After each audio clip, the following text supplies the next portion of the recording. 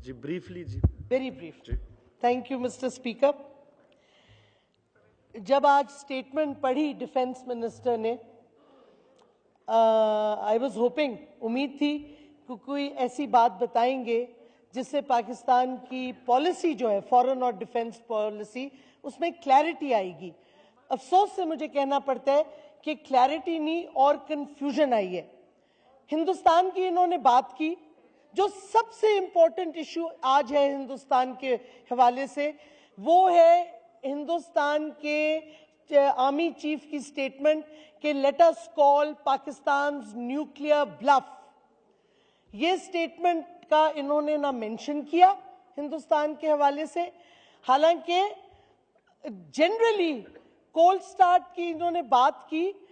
Cold start से आगे हिंदुस्तान बढ़ गई है। मैं मिनिस्टर साहब को बताना चाहती हूं, if they are calling your nuclear bluff, और टाइमिंग देखें इसकी, ट्रंप ने न्यूक्लियर थ्रेट दी नॉर्थ कोरिया को, नॉर्थ कोरिया के लीडर ने अमेरिका को न्यूक्लियर थ्रेट दी। तीसरा अनस्टेबल लीडर दुनिया में कौन है? मूडी, जिसके आर्मी चीफ ने पाकिस्तान को इफेक्टिवली न्यूक्लियर थ्रेट दी, और उस वक्त दी एक दो दिन पहले इजरायली प्राइम मिनिस्टर के विजिट के, जो कि एक हफ्ते के विजिट के लिए हिंदुस्तान आजकल आया हुआ है। ये एक नई limited war doctrine India test out कर रहा है। कम से कम डिफेंस मिनिस्टर को इसका हवाला देके एक रिस्पॉन्स तो देना चाहिए था कि पाकिस्तानी हुकूमत का क्या पॉलिसी रिस्पॉन्स है। इस पे कोई जिक्र नहीं हुआ। कोल्ड स्टार्ट पीछे रह गया है, आगे बात बढ़ गई है calling the nuclear bluff of Pakistan. हमारी पॉलिसी अगर इस पे अभी तक नहीं बनी तो बड़ी शर्म की बात है, बिकॉज ये एक सिक्योरिटी थ्रेट को नए लेवल पे ले गई है हिंदुस्तान से ये जो स्टेटमेंट आई है। जहां से अमेरिका का ताल्लुक है, ये बात कर रहे हैं बड़ी स्ट्रॉन्ग लैंग्वेज की, लेकिन इन्होंने कुछ दिन पहले भी स्टेटमेंट दी थी कि हिंदुस्तान क्या कहते पाकिस्तान ने इंटेलिजेंस कोऑपरेशन रोक दी है यूएस के साथ। उधर से फौरी जवाब आया अमेरिका का कि ऐसी कोई बात नहीं हुई, कोई इन्होंने इंटेलिजेंस शेयरिंग पाकिस्तान ने नहीं रोकी। अभी ये बात कह रहे थे the veil has been lifted, अब हम डायरेक्टली और स्ट्रांगली बात करेंगे अमेरिका से। आप अभी ये स्टेटमेंट इधर दे रहे हैं, वो अंडर सेक्रेटरी, वो जो एलिस वेल्स आके आपके फॉरेन सेक्रेटरी से गुफ्तगू कर रही है, यानी कि अमेरिका ने आपकी मिलिट्री असिस्टेंस रोक दी, अमेरिका ने आपको वॉच लिस्ट पे डाल दिया, और आप एलिस वेल्स को यहाँ इनवाइट कर रहे हैं और उससे बातचीत कर रहे हैं। मिड रैंक ऑफिशियल, मतलब हमें कोई क्लैरिटी तो दे कि is it business as usual with America, except for the rhetoric. वो रेटरिक भी आपकी कंफ्यूज्ड है।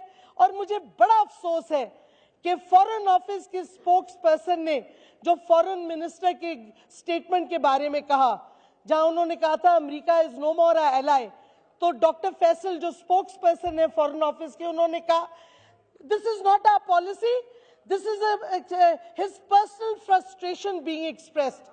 आई थिंक हुकूमत को उस पर एक्शन लेना चाहिए था। क्या ख्वाजा आसिफ की पर्सनल फ्रस्ट्रेशन का ये स्टेटमेंट था कि ये एक्चुअली पॉलिसी है हमारी? और मैं समझती हूँ हमें ये रिकग्नाइज करना चाहिए, जो कि मेरे जैसे लोग तो बहुत अरसे से कह रहे हैं कि कोई अलायंस नहीं है, अमेरिका आपका एलाई नहीं है। उसकी जब से विजन डॉक्यूमेंट बना है क्लिंटन का, they are in a strategic partnership with India, how are they an ally of Pakistan? और मैं समझती हूँ जो हमारी अगस्त की रेजोल्यूशन थी इस हाउस की यूनानिमस, कि आप ट्रंप अगर थ्रेट देगा आप अपने एयरलॉक्स और ग्लॉक्स को बंद करें, आप उस पर भी एक्शन नहीं ले पा रहे, आप अपने एम्बेसडर को फॉर कंसल्टेशन नहीं बुला रहे।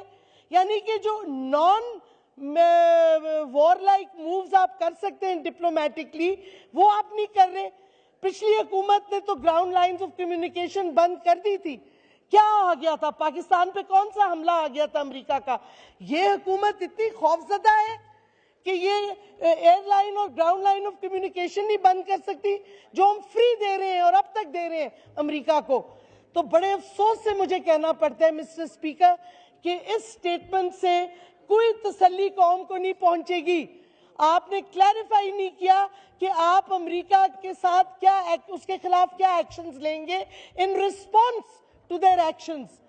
आपके फॉरेन मिनिस्टर की स्टेटमेंट तो फॉरेन ऑफिस ने रद्दी कर दी। इस वास्ते what value does it have? GHQ से और स्टेटमेंट्स आ रहे हैं, फॉरेन ऑफिस से और स्टेटमेंट्स आ रहे हैं, और मिनिस्टर्स डिक्लेरेटरी तरीके से जो स्टेटमेंट दे रहे हैं उनके अपने मिनिस्ट्री रिजेक्ट कर रही है और अमेरिका भी रिजेक्ट कर रहा है। अमेरिका ने डिफेंस मिनिस्टर की स्टेटमेंट को रद्द कर दिया है कि कोई नहीं कोऑपरेशन रुकी।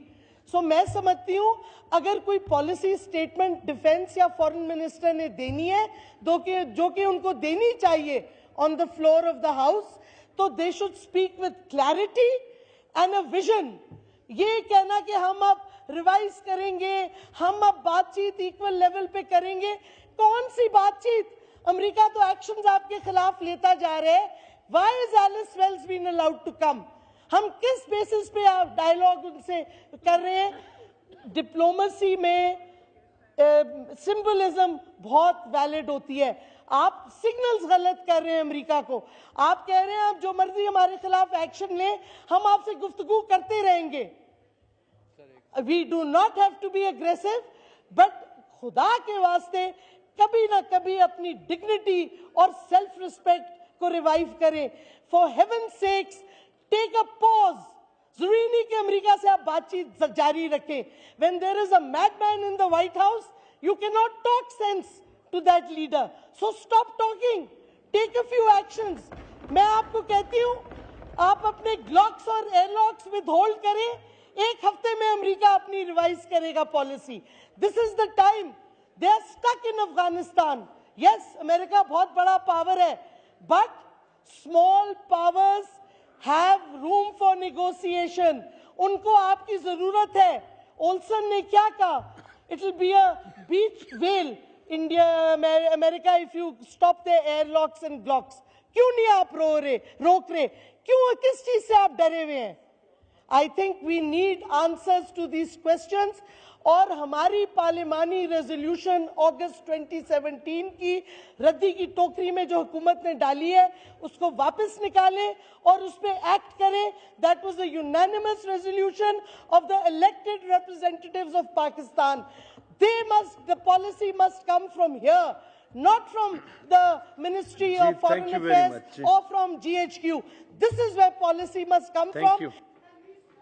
माइक को लिए Shrimati, Please accept that policy and move on it। Thank you very much। you। जी, जनाब मौलाना फजल